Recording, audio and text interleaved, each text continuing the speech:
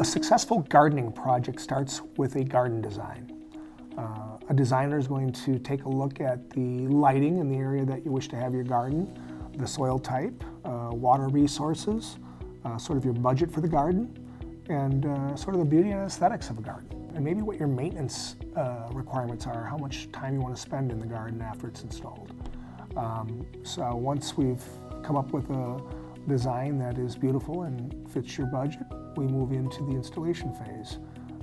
That would begin with properly preparing the garden area by doing such things as weed removal, tilling, soil amendments, possibly installing new soil itself. And once we've got the area properly prepared for the type of plants that you're going to be installing in that garden, we will begin the installation process, which involves properly planting each of the different species of plants that are going in.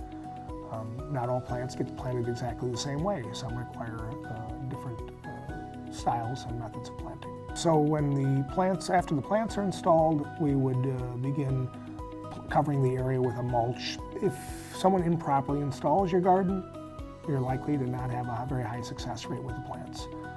If it's designed improperly, they won't grow in the lighting conditions. If it's installed in the wrong kinds of soils, they just won't grow well. So ultimately, you need a well-designed garden that's properly installed if you want to have success.